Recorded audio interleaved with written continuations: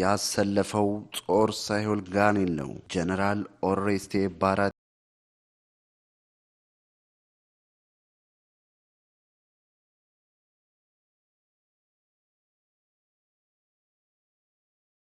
ወርሃ የካቲት ሲጠባ የኢትዮጵያን አየር የሚያወደው አይረሴ የድል መዓዛ አለ። በየሸንተረሩም የነጻነት ሳይሆን የድል ዜማ ያስተጋባል።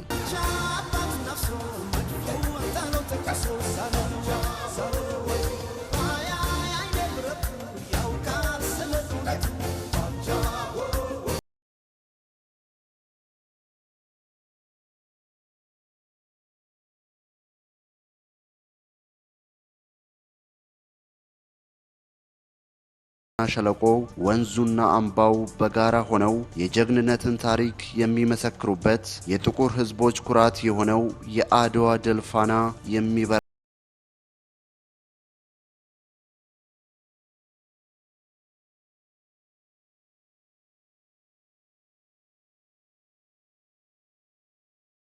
የካቲት ለኢትዮጵያውያን ተራ የቀናት መቁጠሪያ ሳይሆን የአንድነት ማህተብ፣ የጽናት መገለጫና የታሪክ ትንሣኤ ነው። ዛሬም እንደ ትናንቱ ወርሃ አድዋ ሲገባ የጀግኖች አባቶቻችንና የእናቶቻችን የጀግንነት ድባብ በልባችን ውስጥ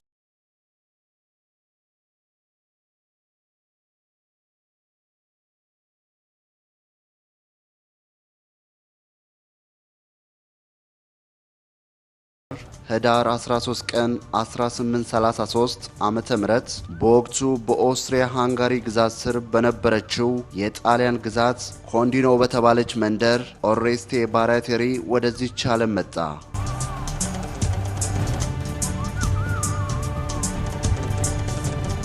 ቤተሰቦቹ የአንድ ታላቅ ወታደርና የሀገር መሪ አባት እንሆናለን ብለው ተስፋ አድርገው ነበር። ያደገው ጣሊያን በብሔራዊ ንቅናቄ በምትናወጥበት ወቅት ነበር። ወጣቱ ባራቴሪ ገና በለጋነቱ በልቡ ውስጥ የነደደው የሀገር ፍቅር ስሜት ሳይሆን የታላቅነትና የዝነኝነት ጥማት ነበር።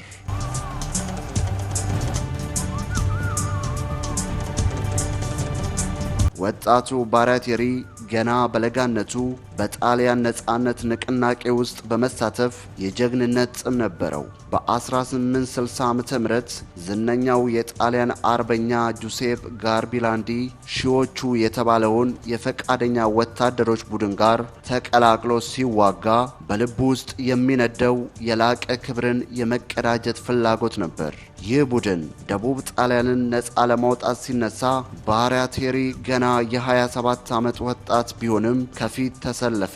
በዚህ የነጻነት ትግል ወቅት ያሳየው ቅልጥፍናና ወታደራዊ ንቃት በታላላቅ መሪዎች ዘንድ ስሙ እንዲታወቅ አደረገው። ለባራቴሪ ወታደራዊ ሕይወት ማለት የሹመትና የክብር መሰላል ነበር። ለዚህ ወጣት ወታደር መሆን ሙያ ብቻ ሳይሆን ስሙን በጣሊያን የታሪክ መዝገብ ላይ በወርቅ ቀለም ለመጻፍ የሚያስችል መወጣጫ ነበር። ከጣሊያን ውህደት በኋላ ባራቴሪ በወታደራዊው ዓለም ውስጥ ደረጃ በደረጃ እያደገ መጣ።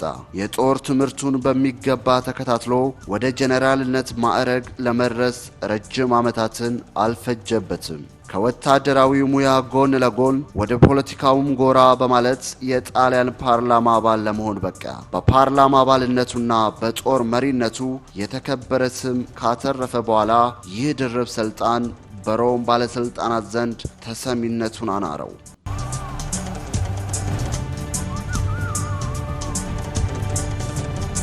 እንደ አውሮፓውያኑ አቆጣጠር በ1891 ዓመተ ምህረት ወደ አፍሪካ ቀንድ ወደ አዲሷ የጣሊያን ቅኝ ግዛት ኤርትራ ተላከ። እዚያም በሲቪልና በወታደራዊ አስተዳደር የበላይ ገዥ ተደርጎ ተሾመ።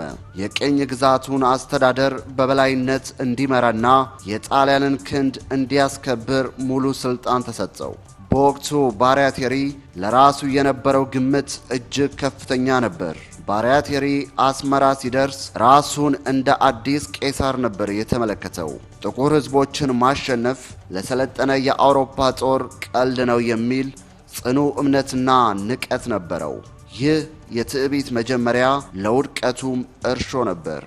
ባራቴሪ በአድዋ ላይ ከመቅጠሙ በፊት ጥቂት ድሎችን አግኝቶ ነበር። በ1894 ዓመተ ምህረት ካሳላ ላይ በመሐንዲስቶች ላይ እንዲሁም በኮአቲት ጦርነት ላይ የራስ መንገሻን ጦር ሲያሸንፍ ባራቴሪ ለራሱ የሰጠው ክብር ጣራ ነካ። ስሙን በጣሊያን ጋዜጦች ላይ እንደ ብሔራዊ ጀግና አስገነባው። ሮም ሲሄድ ሕዝቡ በሆታ ተቀበለው። ንጉሥ ኡምቤርቶም ልዩ ሽልማት ሰጡት። በሮም ጎዳናዎች ላይ እንደ ጀግና ተወደሰ። ጋዜጦች የአፍሪካው ቄሳር አሉት። ይህ ዝና ግን አይኑን አሳወረው። ከአድዋ ተራሮች ጀርባ ያለውን ግዙፍ የኢትዮጵያዊነት አንድነትና የአጼ ምኒልክን የጦር ጥበብ መገመት ተሳነው።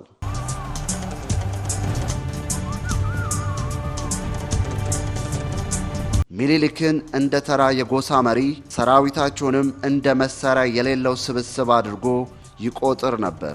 ይህ በራስ መተማመኑን ወደ ትዕቢት ለወጠው። አጼ ምኒልክን የአራዊት ንጉሥ በማለት ያጣጥል ነበር። ኢትዮጵያውያን ለሀገራቸው ያላቸውን ፍቅርና በባህላዊ የጦርነት ስልት ያላቸውን ብቃት እንደ ኋላ ቀርነት ቆጠረው። ይህ ትልቁ ስህተቱ ነበር። ነገሮች ግን እርሱ እንደገመተው አልሆኑም።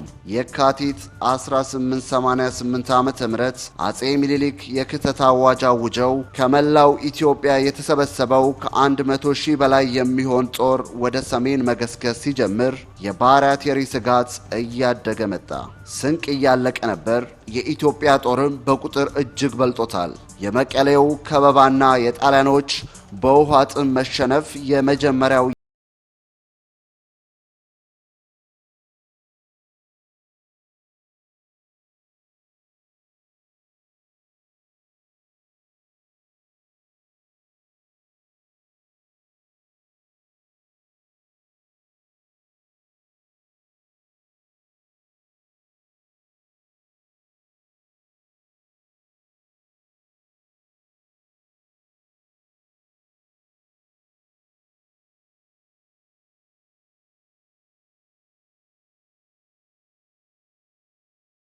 ማመንታት ጀመረ።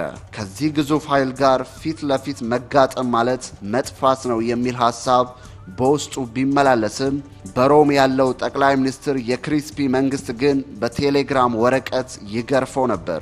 ፈሪ፣ የጣሊያንን ክብር ያዋረድክ የሚሉ ስድቦች ከሮም ይመጡ ነበር።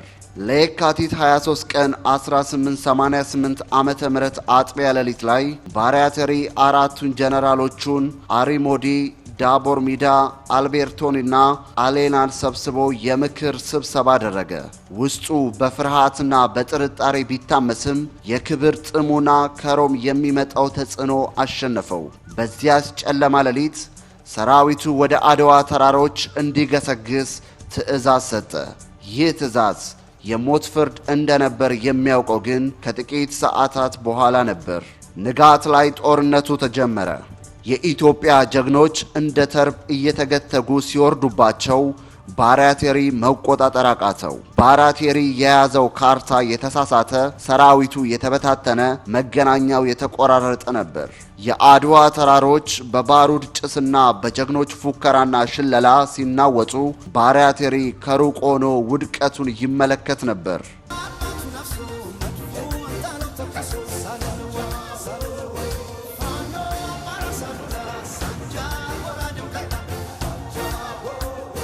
ጀነራሎቹ አንድ በአንድ ሲወድቁ፣ ሰራዊቱ ሲበተንና በምኒልክ ጦር ሲዋጥ ሲያይ ያ የአፍሪካው ቄሳር የተባለው ኩራቱ እንደ በረዶ ቀለጠ። በመጨረሻም የጣሊያንን ባንዲራና የሞቱትን ወታደሮቹን ትቶ ነፍሱን ለማዳን ወደ ኤርትራ በፈረስ ሸሸ። ባራቴሪ ወደ ጣሊያን ሲመለስ ግን የሚጠብቀው አቀባበል የተለየ ነበር። እንደ ጀግና ሳይሆን እንደ ወንጀለኛ ነበር የታየው። ያ ቆፍጣናው ባራቴሪ ሳይሆን ሀገርን ያዋረደው ባራቴሪ ተብሎ ለፍርድ ቀረበ። በተቋቋመው ወታደራዊ ፍርድ ቤት ፊት ቆሞ ሲከራከር ምኒልክ ያሰለፈው ጦር ሳይሆን ጋኔን ነው በሚል ሰበብ ራሱ ሊከላከል ቢሞክርም የዓለም ሳቅና የጣሊያን ውርደት ሆኖ ከስራ ተባረረ፣ ክብሩ ተገፈፈ፣ ከጀነራልነት ማዕረጉም ታገደ። ፍርድ ቤቱ በወታደራዊ ብቃት ማነስ ጥፋተኛ አደረገው። በሮም ጎዳናዎች ስሙ ሲጠራ ሀገርን ያዋረደ ባንዳ የሚሉ ስድቦች ይከተሉት ነበር።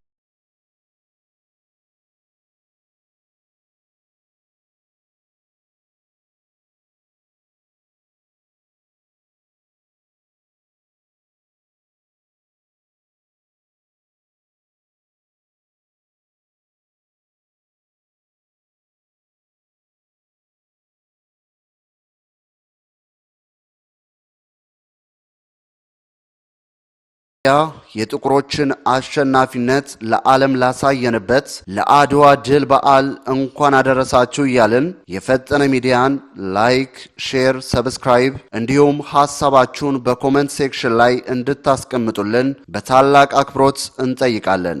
በሌላ አስገራሚ መረጃ እስክንመለስ